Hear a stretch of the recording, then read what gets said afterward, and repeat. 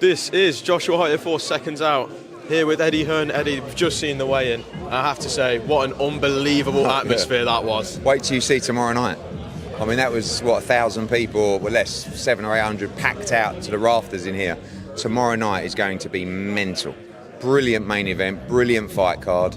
Honestly, I'm pretty tired, I've got to be honest with you. It's been a long couple of weeks, but this lifts you to another level, and I can't wait for tomorrow night. How do you see this main event unfolding? How do you believe the fight? I just feel like, Lewis, when he came out tonight, you could see him. He was like, oh my, this is just a taster of what's coming. And Paddy, it's all going to be against him tomorrow night in terms of the noise. You just don't know who's going to handle what and how. Two brilliant fighters, two contrasting styles. It really is a 50-50 fight. There are 6 50-50 fights on this card. There really are, even going to the before the bell stuff. And it's a brilliant main event. And this city knows their boxing. And when it's a good night, they come out and they'll be sold out completely tomorrow night. And you mentioned having a long week. Atmospheres like that, they do kind of give you a little boost. They wake you up, don't they? Yeah, I was tired coming, to be honest with you. And I'm going to get an early night tonight. Fight day 5K tomorrow. Don't let us down. I am saying on the other side of Belfast, but I'll be there. You'll be there, yeah? Shoes I've got with me, though. These are that's fine. You run in them. Got to do what you got to do. Don't let me down, otherwise you won't get an interview tomorrow night. I'll be there then. If you do the fight day 5K tomorrow, Matty, if he does it tomorrow, he gets first interview after the show tomorrow night. So I've got to be there for the fight day 5K. You have. And I'll get it. If you don't come to the fight day 5K, you won't get an interview tomorrow night. Right. I'll be there. Good. I'll get. What time start again? Just 10:30. Falls Park. It's not even early. Perfect. I'll be there. Good boy. I'll get myself there. Looking at yesterday, the second leg of the Eubank Ben press tour. No eggs this time? No. Which is a plus, I suppose? Yeah, I guess. I mean, I think it's been a wild couple of days. I mean, it couldn't really have gone any better. I have to be honest, I really don't condone the physical side of what happened. We seem to live in a world now where no one really gives a fuck about anything anyone does anyway. We're so desensitised to stuff where you've even got Simon Jordan going, what's the big deal? I mean, it's only an egg. It's if Conor Benn done that, you'd be saying he should be banned and never sanctioned again, or never licensed again. But it did make the fight even bigger. Both guys were on great form. Eubank was brilliant, back to his old best, I think. He lost his mojo for a while, and it seems like he's got it back, which could be dangerous for Conor. But Conor's really composed after the madness of Tuesday. Obviously, a lot said with Nigel and stuff like that, and I'm sure Senior will pop up at some point as well. It's just going to be a huge event. Do you think we'll see involvement from Chris Eubank Sr in this event? I hope so. I mean, look, I don't know the relationship between Senior and Junior, but what I do know is it's the biggest moment of Junior's career, and you'd hope that the dad, I know, for me personally, if I was a boxer and I was involved in a fight like this, my old man wouldn't leave my side, the gym, nothing. A bit like Nigel. But every relationship's different, and I really hope that they can enjoy this process and journey and amazing event together, if I'm honest. We obviously saw the face-off on the pitch as well as the one at the press conference, security separating them, but I think the bit that stuck a lot of the headlines and a lot of talk on social media is Conor Benn making Ben Shalom flinch. He made me flinch as well. I mean, I turned around and he was already there, and obviously Conor's very fast. When he goes, it's whoa. And Ben, I did speak to Spurs today because they called me after the presser, and sometimes when someone, if someone leaves some property or stuff like that, they'll phone you and say, we found this. They found his bummo on the halfway line. It was a hairy moment for him, but he was piping up a lot. I said to Ben, Ben, you've got to be careful, because he says some wild stuff. You said, you can say that to me, but don't say it to the fighters. You will get chinned. So yeah, that might be quite amusing as well. Ben Shalom also said in an interview with the Stomping Ground, he called you an emotional wreck. Yeah. What do you have to say about that? I'm definitely emotional, and I'm very passionate. You can hear that when I speak, you can hear that in my interviews. I mean, Ben is the opposite. Incredibly dull, in terms of his personality, and he doesn't really, you never see him wear his heart on his sleeve, and that's, I don't know whether that's a good or bad thing that I've got, but it's me. I can't change. I can't turn it down. If someone whacks my fighter, which also is my mate, I'm getting stuck in. If one of my fighters wins, I'm screaming and making an idiot out of myself. If one of our fighters, I think, gets robbed, I'm going mental.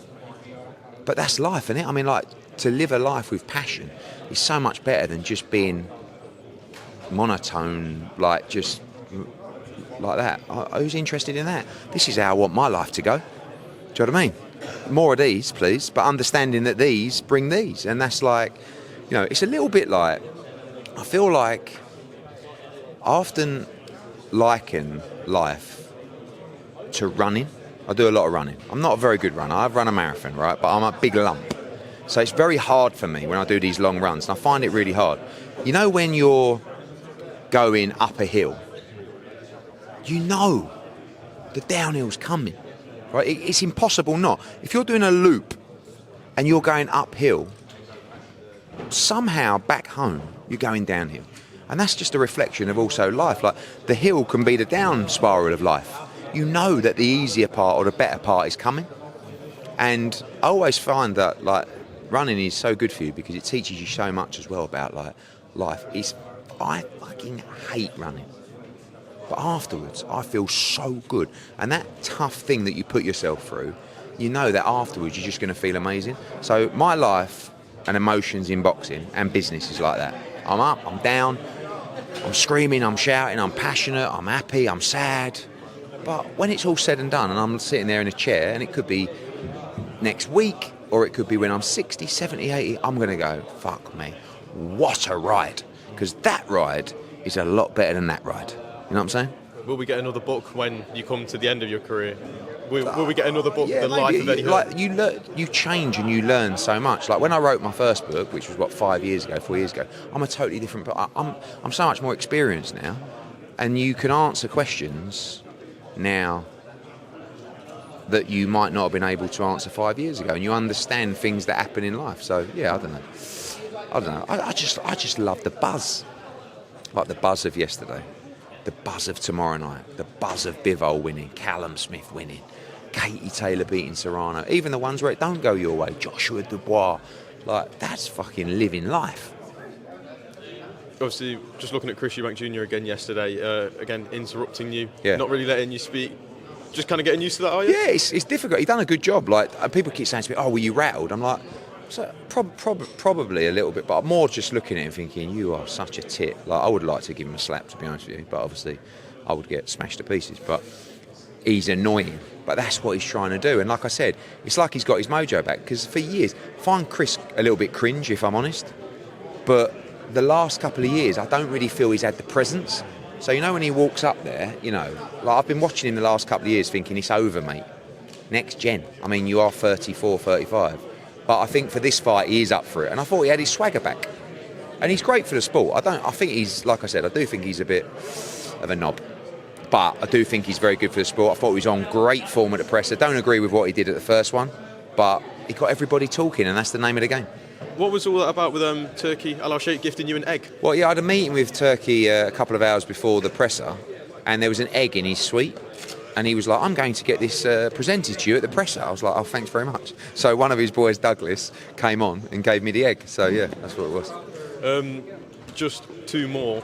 The Ring Magazine have just announced that Times Square is going to be the venue for the big card in May. Times Square is a new one, isn't it? It's going to be a unique experience. And we're working on that one with Golden Boy, and it's going to be a huge project, a big task, but we're really excited about it. Brilliant fight card. I mean, you've got Haney, Garcia and Teofimo, really three of the real, fire starters of the 140, 147 pound division, all massive names in good fights as well. So, yeah, I mean, whether it's Riyadh season, Ring Magazine events, Fatal Fury, it just does not stop at the moment. Can you imagine all three of them at one press conference table, but not fighting each other? Exactly. It's going to be, and I think, His Excellency always has a plan. It's not just one fight. It's like, okay, Garcia, Haney, you win this fight, you fight each other in October. And that's what we want to get to see. Just one more. Did you see Josh James's parody diss track from you on Simon Unbelievable. Jordan? My daughter sent it to me and said, Dad, this is sick. I was like, is it all right? Okay. So I've really enjoyed it. So really shout out Josh James. Eddie, top man. Eddie Hearn is your kryptonite. See you at the 5K in the morning. All right, mate, see you there. Perfect.